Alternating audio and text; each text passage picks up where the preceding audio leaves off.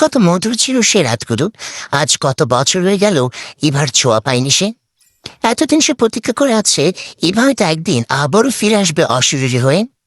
তার প্রতীক্ষা কি তবে শেষ হয়েছে? এবার কথা মনে পড়তেই চোখ বেয়ে অশ্রু নেমে পড়ল। পরক্ষণে চমকে উঠল শিহাব।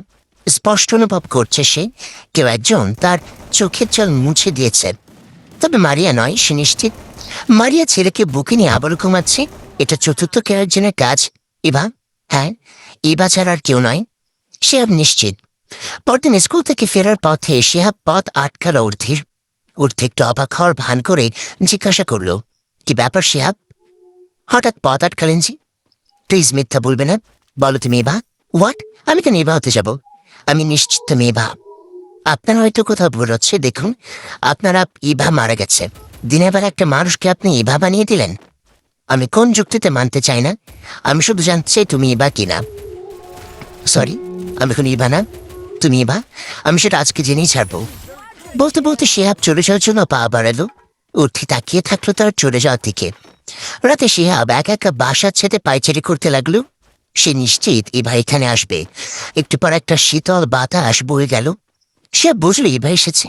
নাকে সে পরিচিত পারফিউমের গন্ধ লাগলো। শিহাব ডাক দিল, ইভা। কোনো উত্তর নেই। সে আবারও ডাক দিয়ে নিরাশ হল।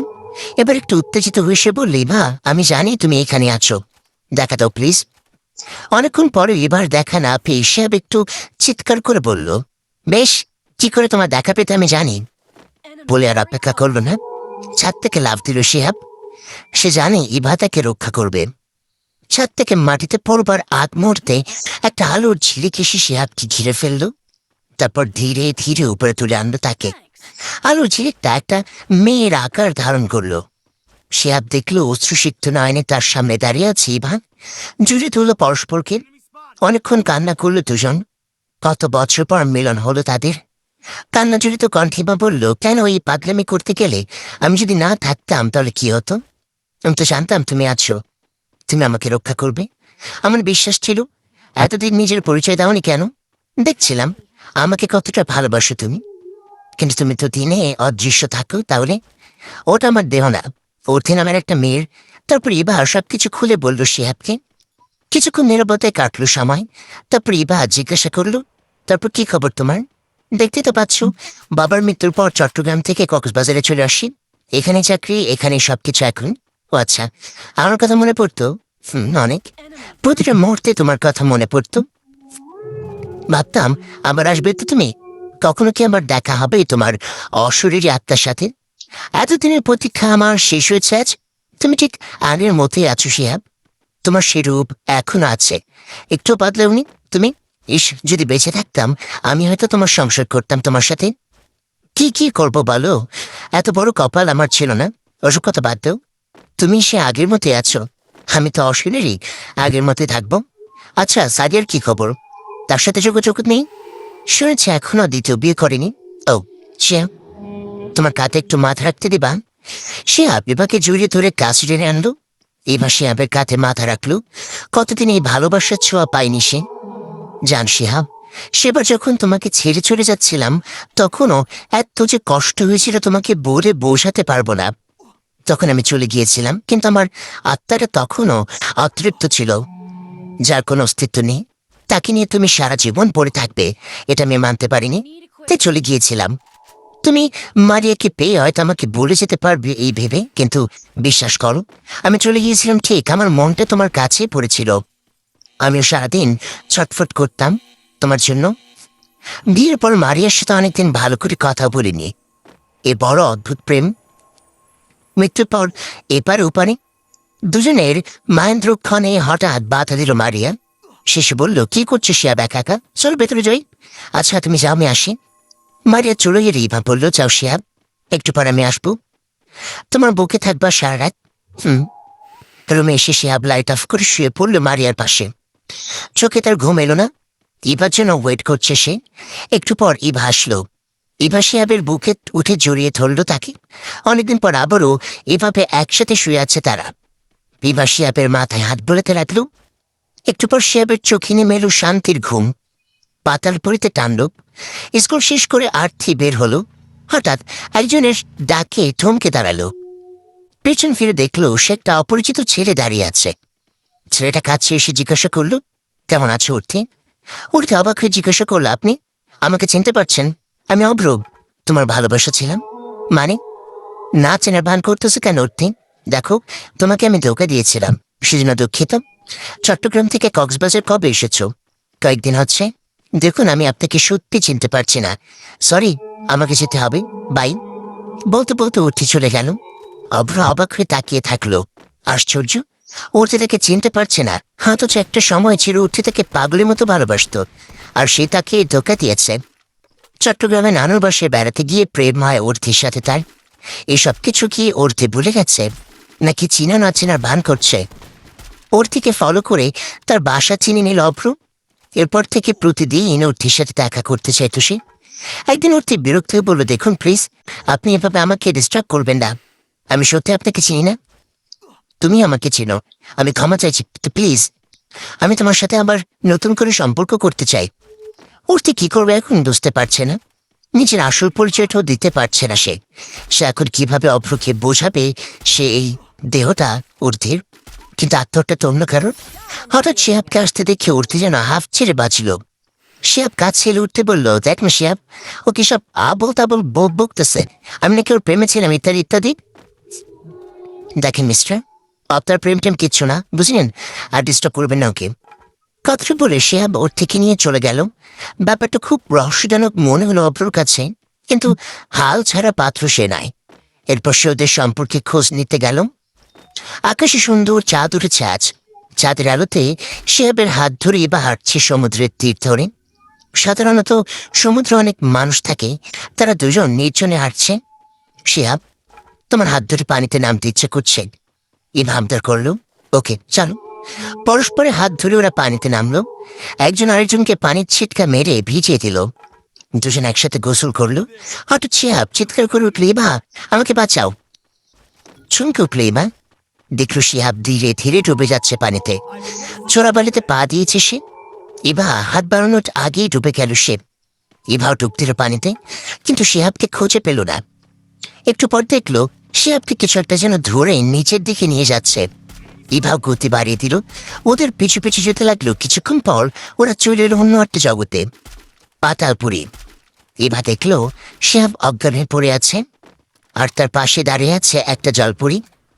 ইভা শিহাবের দিকে এগিয়ে যেতে চাইলে অনেকগুলো জলপরি ঘিরে ফেললো তাকে।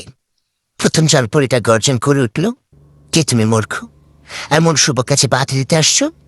এবার শান্তভাবে জানতে চাইলেও শিহাবকে ধরে আনা হয়েছে কেন। ওকে আজ বলি দেব আমাদের দেবতার নামে। ওকে বলি দিলে দেবতা আমার উপর খুশি হয়ে আমাকে অমরত্ব দান করবে। শিহাবকে ছেড়ে দাও যদি ভয়াবহ পরিণাম না চাও, আর যদি ছেড়ে না দাও তবে তোমার সেই দেবতাও তোমাদেরকে রক্ষা করতে পারবে না, যে তোমাকে অমরত্ব করবে। হা হা হা হা করে অট্টহাসিতে হাসলো সে জলপরি। তারপর বলল, কি বললি তুই মূর্খ? আবার অট্টহাসিতে মেতে উঠলি। একটু পর হাসি থামিয়ে বলল, ওকে তো ছেড়ে দেব না, ওকে বলি দিলে 100টা মানবকে বলি দেওয়া পূর্ণ হবে, তারপর দেবতা আমার উপর খুশি হয়ে অমরত্ব দেবে। আবার সে অট্টহাসি দিল, কথা শেষ হতে না হতে। তার মানে এরা এর আগে 99টা নিরীহ মানুষকে ধরেই নিয়ে বলি দিয়েছে। হঠাৎ এবার মনটা ঘৃণায় বুড়ে উঠল এদের উপর। এদের শেষ না করে সে সেখান থেকে যাবে না। কয়েকটা জলপরি শিহাবকে ধরে জ্বলন্ত আগুনের কাছে নিয়ে গেল। দেবতা নামে মন্ত্র পড়তে লাগলো ওরা। এবার হঠাৎ এক ভয়ঙ্কর রূপ ধারণ করল। প্রচন্ড এক বাতাস বয়ে গেল চারপাশে, জ্বলন্ত আগুন নিভে গেল মুহূর্তে। প্রথম জলপরিটা গর্জন করে উঠল, কি হচ্ছে এসব?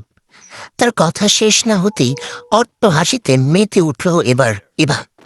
তা সে হাসতে যেন পুরো পাথর পরে কেঁপে উঠল। যারা এতক্ষণ দেবতার নামে মন্ত্র পড়ছিল তারা মন্ত্র পড়া থামিয়ে দিল। এবার তাদের চারপাশে একটা আলোর ঝিলিক হয়ে চক্রাকারে ঘুরতে লাগলো। যখন সে থামল তখন জলপরিগুলো নিচে পড়ে গেল, সবার গলা কাটা। তখন আরো কতগুলো জলপরি এগিয়ে এলো এবার দিকে। তাদের এক অবস্থা করলো সে। এভাবে সব জলপরীকে শেষ করলো সে। এবার সে জলপরীর মরার পালা, যে আমার হতে চায়।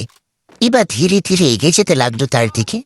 জলপরীটা চিৎকার করে উঠল, খবরদার আমার কাছে আসবে না, আর এক পেয়ে আসলে তোমার শিহাবকে শেষ করে দেব। বলতে বলতে শিহাবের গলা চেপে ধরার জন্য হাত বাড়ালে সে। এভা বিদ্যুৎ গতিতে তাকে আক্রমণ করলো। সবাইকে শেষ করে এবার এভা শিহাবের দিকে এগিয়ে গেল। এবারে স্পর্শ পেয়ে শিহাবের জ্ঞান ফিরল। তারপর তাকে সাথে নিয়ে পাতালপুরি ছাড়ল এভা। রুমে একা পায়চারি করছে মারিয়া। কিছু বুঝতেছে না সে। গত রাত থেকে শিহাবের কোনো খোঁজ নেই। গেল কোথায় সে? একটু পর কলিং বেলের আওয়াজে মারিয়া দৌড়ে গিয়ে দরজা খুলল। ভেবেছিল সে শিহাব, কিন্তু অন্য কাউকে দেখে থমকে দাঁড়ালো। আম্বাকে জিজ্ঞাসা করলো সে, আপনি? যে আমি অভ্র, আপনার স্বামীর ব্যাপারে একটু কথা বলতে চাই, ভেতরে আসুন। অভ্র ভেতরে এসে বসলো। মারিয়া বলল, হ্যাঁ এবার বলুন। আপনার স্বামীকে সামলান, ওর বিপদ হতে পারে। তোমার প্রেমিকাকে নিয়ে ইদানিং বেশি সময় কাটাচ্ছে। মানে? চ্যাপ্টার প্রেমিকা ওর ঠিক হলি চাইল্ড স্কুলের সে টিচারটা? হ্যাঁ। মারিয়া কি বলবে বুঝতেছে না, মাথা ঘুরছে। সে আমি এরকম করতে পারলো। ঠিক আছে, আপনি যান এখন, উত্তেজিত হয়ে বললে মারিয়া। অপর চলে যাওয়ার পর টেনশন আরো বেড়ে গেল তার। কার সাথে সে এতদিন সংসার করেছে, কি ছিল না তার, যার কারণে সে অন্য মেয়ের সাথে প্রেম করে বেড়াচ্ছে। এর একটা বিহিত আজই করতে হবে। আবার কলিং বেলের শব্দ শুনে দরজা খুলে দিল মারিয়া। শিহাব ফিরেছে মিরাজকে স্কুল থেকে সাথে নিয়ে। সে ভেতরে ঢুকে পা বাড়ালো। মারিয়া চিৎকার করে উঠল, দাঁড়াও, কি ব্যাপার? অবাক জিজ্ঞাসা করলো শিহাব। সারা রাত কোথায় ছিল বলো? কোথায় আবার? একটা কাজে বন্ধুর পাশে ছিলাম।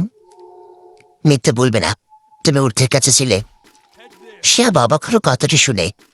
মারিয়া জানলো কি করে? একটু ইতস্তত করে বলল, পর সে না মানে হ্যাঁ, আর না মানে মানে করতে হবে না। মারিয়া গর্জন করে উঠল, ছি শিহাব, ছি, তোমাকে আমি কত বিশ্বাস করতাম, আর তুমি কিনা? ভাবতে ঘৃণা লাগছে আমার। দেখো মারিয়া, তুমি যেরকম ভাবছো ব্যাপারটা মোটে ওরকম না। মারিয়াকে শান্ত করার জন্য শিহাব তাকে 2 হাত দিয়ে ধরতে চাইল। মারিয়া তার হাত সরিয়ে দিয়ে আবার চিৎকার করে উঠল, খবরদার আমায় স্পর্শ করবে না। সারা রাত অন্য মেয়ের সাথে নষ্টামি করবা, আর ওই পাপ হাতে আমাকে স্পর্শ করতে আসছো। এবার শিহাবের রাগ উঠে গেল। রাগ সামলাতে না পেরে মারিয়ার গালে একটা জোরে চড় বসিয়ে দিল। মারিয়া অবাক হয়ে কিছুক্ষণ তাকিয়ে থাকলো শিহাবের দিকে। তারপর কান্না করতে করতে ভেতরে রুমে ঢুকে দরজা আটকে দিল। শিহাব ছেলেকে নিয়ে অন্য রুমে চলে গেল। অনেকক্ষণ কেটে গেল, মারিয়ার বের হওয়ার নাম নেই। শিহাব দরজা ধাক্কা দিয়ে বলল, Maria, I am sorry, please আর রাগ করে থেকো না, দরজা খুলো প্লিজ, ডিনার করবে আসো। মারিয়া কোনো উত্তর দিল না। ভেতর থেকে তার ফোপানোর শব্দ শোনা গেল। শিহাব বুঝল মারিয়া এখনো কান্না করছে। সে আবারও বলল, মারিয়া, আমার ভুল হয়ে গেছে, তোমার গায়ে হাত তুলতে চাইনি আমি, আর পাগলামি করো না প্লিজ, খেতে আসো। কাঁদতে কাঁদতে ভেতর থেকে মারিয়া বলল, খাবো না আমি, তুমি খাও। সঙ্গী না পেলে উঠ থেকে ডেকে নিয়ে আসো। বড্ড জেদি মেয়ে মারিয়া। সে বুঝলো সে আজ আর বের হবে না। মিরাজকে ডিনার করিয়ে ঘুম পাড়ালো শিহাব। নিজেও খায়নি সে। ড্রয়িং রুমের সোফায় বসে শিহাব ঝিমোতে লাগলো। চোখে একটু একটু করে ঘুম চলে এসছে তার। হঠাৎ একটা শীতল হাতের ছোঁয়ায় চোখ খুলল শিহাব। দেখলো ইমা দাঁড়িয়ে আছে তার পাশে। মন খারাপ? জিজ্ঞাসা করল ইভা। মন খারাপের কারণটা খুলে বলল শিহাব। ইভা শুনে বলল, মন খারাপ করো না, সব ঠিক হয়ে যাবে। স্বামী অন্য মেয়ের সাথে মিশেছে জানলে সব মেয়েরাই এরকম করবে স্বাভাবিক। ইভা শিহাবকে সান্ত্বনা দিয়ে চলে গেল, আর শিহাব সোফাতে ঘুমিয়ে পড়ল। সকালে শিহাবের যখন ঘুম ভাঙল, সে দেখল মারিয়া রুমের দরজা খুঁজছে, কিন্তু কোথাও তাকে খুঁজে পেল না শিহাব। ওর মোবাইলে ফোন করলো, কিন্তু মারিয়ার ফোন সুইচ অফ করা। শিহাব মিরাজকে স্কুলে পৌঁছে দিয়ে মারিয়াকে খুঁজতে বের হলো। অনেকক্ষণ এখানে সেখানে খোঁজ করে পেল না। শেষে কি মনে করে অর্থির বাসায় যাবে ঠিক করলো। অর্থির সাথে ঝগড়া করতে যায়নি তো মারিয়া। দ্রুত বেগে পা চালিয়ে শিহাব অর্থের বাসায় এলো, কিন্তু এখানে এসে সে যা দেখলো তা দেখার জন্য সে মোটেও প্রস্তুত ছিল না। সে দেখল মারিয়ার ক্ষতবিক্ষত লাশ হাতে নিয়ে দাঁড়িয়ে আছে অর্থি, আর তার মৃতদেহ থেকে মাংস কেটে কেটে সে খাচ্ছে। মারিয়ার শরীরে প্রায় অর্ধেক অংশ খেয়ে ফেলেছে অর্থি। তা দেখে সে জোরে একটা চিৎকার করে উঠল। সে বেরিয়ে গেল অর্থের দিকে। অর্থি ভয়ঙ্কর চেহারা নিয়ে তাকালো তার দিকে। শিহাবকে জোরে একটা ধাক্কা দিল সে। এক ধাক্কায় অনেক দূরে গিয়ে পড়ল শিহাব। মাথায় প্রচণ্ড আঘাত পেয়ে তৎক্ষণাৎ অজ্ঞান হয়ে লুটিয়ে পড়ল সে। তারপর তারা কিছু মনে নেই। অনেকক্ষণ পর তার জ্ঞান ফিরে এলে সে দেখল সে তার বেডে শুয়ে আছে, আর তার পাশে বসে আছে ইভা। ইভাকে দেখে শিহাব ভয় পেয়ে গেল, সাথে ঘৃণাও করলো। ইভা তার দিকে হাত বাড়িয়ে দিলে শিহাব হাত সরিয়ে দিয়ে বলল, কেন এসেছো তুমি? আমার স্ত্রীকে তো খেয়েছো, এবার কি আমাকে খাবে? ছিসিয়া, কি বলছে এসব? আমি কেন মারিয়াকে খেতে যাব? মারি আমার বোন। আর এই কথাটা বলতে তোমার একটু বুক কেঁপে উঠল না? এসব বলতে সত্যকে চাপা পারবে না ইভা। মারে কি তুমি মেরেছ, এবং আমার চোখের সামনে তুমি তার শরীরের অংশ কেটে কেটে খেয়েছ। এটা তুমি বিশ্বাস করতে পারলে? ফুপে ফুপে কেটে উঠলে ইভা। বিশ্বাস করো শিয়াব, আমি ওটা ছিলাম না। এসব বলে লাভ নেই, নিজের দোষ অন্য ঘরে চাপাতে লজ্জা করে না তোর? শিয়াবের সম্বোধনটা এবার তুমি থেকে তুই চলে এলো। এবার কান্নার বেগ বেড়ে গেল। সে আপনি এখন কি বলবে বুঝতে পারলো না। সে এখন কিভাবে তাকে বোঝাবে যে অর্থের দেহে অন্য একটা আত্মা ঢুকিয়ে কাজটা করেছে। সে আপ তো বুঝতে চাইছে না। সে আবারও চিৎকার করে উঠল, চলে যেতে এখান থেকে, আর কখন আসবে না আমার চোখের সামনে। সে আমার কথাটি শুনে চমকে উঠল বা। যাকে ভালোবেসে না সে পেয়েও সে আত্মহত্যা করেছিল, যার ভালোবাসা পাওয়ার জন্য তার আত্মাটা বারবার ছুটে আসে, সে সেভাবে বলছে তার ভালোবাসা মিথ্যা। অন্য সবকিছু সে সহ্য করতে পারে, কিন্তু তার ভালোবাসার মিথ্যা বলে অপবাদ দেয়াটা এবার সহ্য হলো না। কাঁদতে কাঁদতে এবার বলল, ঠিক আছে শিয়াব, আমি চলে যাব, আর কখন আসবো না তোমার সামনে। কষ্ট শুধু এটাই, শুধু চোখে দেখাটাই সত্যি বলে জানলে তুমি। আমার কথাটা একবারও বুঝতে চাইলে না। বলতে বলতেই ভাব দৃশ্য হয়ে গেল। তার কান্নার শব্দটা দূরে মিলে যেতে লাগলো। সে অনেকক্ষণ জানলা দিয়ে বাইরের 4টার দিকে তাকিয়েছিল। কি হতে কি হয়ে গেল, বারবার মারিয়ার সাথে ঘটে ঘটে যাওয়া সে বিভৎস দৃশ্যটা ভেসে উঠছে তার চোখের সামনে। অর্থি যখন তাকে মেরে ফেলেছিল, তখন হয়তো মৃত্যু যন্ত্রণা খুব ছটফট করছিল সে। বেচারি কেন গেল সেখানে? আসলে সে এবারে ভুল ছিল। তার উচিত ছিল মারিয়াকে বলে দেয়া যে অর্থি হচ্ছে আসলে তার বোন ইভা। ইভার সাথে এভাবে মেশাটা সে আবের উচিত হয়নি। তার স্ত্রী সন্তান আছে, সংসার আছে। আগের পর তো সে অবিবাহিত ছিল, আর ইভা ছিল অশরীরী। কিন্তু এবার তিভা অর্থিতে ওটা পেয়েছে। অন্য একটা মেয়ের সাথে স্বামী মিশছে, কথাটি জানলে যে কোনো মেয়ে স্বাভাবিক থাকবে না। মারিয়া হয়তো মানতে পারেনি। অর্থির সাথে ঝগড়া করতে গেলে পরিণামে তাকে জীবন দিতে হলো। মারিয়ার জন্য আফসোস করল শিহাব। মারিয়াকে নিয়ে ভাবতে ভাবতে এতক্ষণ ছেলে মিরাজের কথা মনে ছিল না তার। হঠাৎ ছেলের কথা মনে পড়তেই ছেলেকে খুঁজল শিহাব। দেখল মিরাজ শান্তভাবেই ঘুমাচ্ছে পাশের রুমে। শিহাব তার পাশে গিয়ে বসল। মিরাজের মাথায় হাত বোলাতে বোলাতে শিহাব তার জন্য আফসোস করল। ছেলেটা তার অল্প বয়সে মাকে হারিয়েছে। শিহাব ছেলের পাশে শুয়ে পড়ল। ছেলেকে বুকে টেনে নিল সে। প্রতিদিন মায়ের বুকে ঘুমাতো সে, আজ তো মা নেই, তে বাবার বুকেই ঠাঁই মিলল তার। ছেলেকে বুকে নিয়ে শিহাব মারিয়ার কথা ভাবতে লাগলো সারা রাত। একটু ঘুমাতে পারেনি সে। সকালে মেরাজ ঘুম থেকে উঠে মাকে খুঁজতে লাগলো। শিহাব এখন কি বলে ছেলেকে সান্ত্বনা দেবে বুঝলো না। ছেলেকে কাজ টেনে নিয়ে সে বলল, আব্বু, তোমার আম্মু বেড়াতে গেছে গতকাল, কিন্তু আম্মু তো আমাকে কত রাতেও খাইয়ে দিয়েছিল, আমাকে বুকে নিয়ে ঘুম পাড়িয়ে দিয়েছিল। শিহাব বুঝলো মিরাজ হয়তো ইভার আত্মাকেই তার মা মনে করেছে। সে কথাগুলি বলল, হ্যাঁ আব্বু, গত রাতে তোমাকে ঘুম পাড়িয়ে তোমার আম্মু বেড়াতে গেছে, কিন্তু আমাকে সাথে নিয়ে গেলে না কেন আম্মু? সে আবার চোখের কোনো অশ্রু দেখা দিল। সে ছেলেকে বুকের সাথে চুরি নিয়ে বলল, না আব্বু, ওখানে গেলে একা যেতে হয়, আসো নাস্তা করে নাও, স্কুলে যেতে হবে। ছেলেকে স্কুলে পৌঁছে দিয়ে ফেরার পথে শিহাবকে পুলিশ ধরল। সে বাবাকে জিজ্ঞাসা করল, আমার অপরাধ? আপনার স্ত্রীকে হত্যা দিয়ে আপনাকে অ্যারেস্ট করা হলো। বিশেষ করে আমি আমার স্ত্রীকে খুন করিনি। তাই আপনার স্ত্রী যে খুন হয়েছে পুলিশকে জানালেন না কেন? জিজ্ঞাসা করলো পুলিশ ইন্সপেক্টর জয়। পুলিশকে জানানোর মতো এখানে কিছু হয়নি, কারণ ও কি কোনো মানুষ খুন করেনি। শিহাবের কথা শেষ হওয়ার আগে পুলিশ ইন্সপেক্টর শিহাবের গালে ঠাস করে একটা চর বসে দিল। তারপর বলল, নিজে খুন করে এখন রূপকথার কাহিনী শোনাচ্ছিস? শিহাবকে থানায় ধরে নিয়ে গিয়ে অনেক অত্যাচার করলো পুলিশ। শিহাব বলতে লাগলো, আমাকে বিশ্বাস করুন, আমি খুন করিনি, আমাকে ছেড়ে দেয়া হোক, বাসা আমার ছোট্ট ছেলেটা একা। পুলিশ শিহাবের কথা কানে তুললেন না। অত্যাচারের মাত্রা আরো বাড়িয়ে দিল। মিরাজকে বুকে নিয়ে শুয়ে আছে এবার। মিরাজ তাকে নিজের আম্মু ভেবে জিজ্ঞাসা করলো, আম্মু, তুমি না বেড়াতে গিয়েছিল, এত তাড়াতাড়ি বেড়ানো শেষ? আমার মিরাজের জন্য মন কাঁদছিল, তাই চলে এসেছি। এখন আবার আব্বু আসছে না কেন? এত রাত হয়ে গেল। তোমার আব্বু চলে আসবে, আগে তুমি ঘুমাও। ঠিক আছে আম্মু, আব্বু আসলে তুমি একটা বকা দিয়ে দিও। দেবো, আগে তোমার আব্বু আসুক, তারপর আচ্ছা করে একটা বকা দিয়ে দিব। ঘুমা তুমি। এবার মিরাজের মাথায় হাত বোলাতে লাগলো। একটু পর ঘুমিয়ে পড়লো মিরাজ। এবার শিহাবকে বাঁচানোর পালা। এবার আজ ইন্সপেক্টর জয়ের জীবনের শেষ রাত। যতটা আঘাত সে আপকে করেছে তার চেয়ে 1000 গুণ বেশি আঘাত দিয়ে মারবে তাকে। এবার দাঁড়ালো গন্তব্য তার ইন্সপেক্টর জয়ের বাসা। সত্য বিয়ে করেছে ইন্সপেক্টর জয়, তাই ডিউটি তাড়াতাড়ি শেষ করে বাসায় ফেরে। ডিনার সেরে নববধূকে নিয়ে শুইতে গ্যারেসে একটু রোম্যান্স করতে চাইবে যে বউয়ের সাথে, তখনই শুনলো ছাদে কি যেন হাঁটাহাঁটি করছে। এই সময় আবার ছাদে কে যাবে? অবাক হলো, ছোট্ট নয় তো। তারপর পুলিশের বাড়িতে এত বড় সাহস। জয় তার পিস্তলটা নিয়ে ট্রিগারে হাত রেখে ধীরে ধীরে উঠল ছাদে। ছাদের সাথে দরজা আপনা আপনি বন্ধ হয়ে গেল। জয় দেখলো একটা মেয়ে হাঁটাহাঁটি করছে। জয় পিস্তলটা নামিয়ে জিজ্ঞাসা করল, কে আপনি? তার কথা শেষ হওয়ার আগেই মেয়েটা এক ভয়ঙ্কর রূপ ধারণ করলো। আসসালামু আলাইকুম গাইস, কেমন আছেন সবাই? আশা করি সকলে খুবই ভালো আছেন। তো পরবর্তী কেমন লাগবে সেটি অবশ্যই কমেন্ট করে জানাবেন। আর পরবর্তী পর্ব পেতে হলে অবশ্যই বেশি বেশি করে লাইক এবং কমেন্ট করতে হবে, কারণ আপনাদের প্রতিটি লাইক এবং কমেন্ট আমাকে পরবর্তী ভিডিও বানাতে উৎসাহিত করে। আর প্রিয় ভালোবাসার মানুষেরা, আপনারা চাইলেই কিন্তু গল্পটি শেয়ার করে আপনার কিছু প্রিয় মানুষকে শোনার সুযোগ করে দিতে পারেন। তো আজকের মতো এ পর্যন্তই। ভালো থাকবেন, সুস্থ থাকবেন। আল্লাহ হাফেজ গাইস।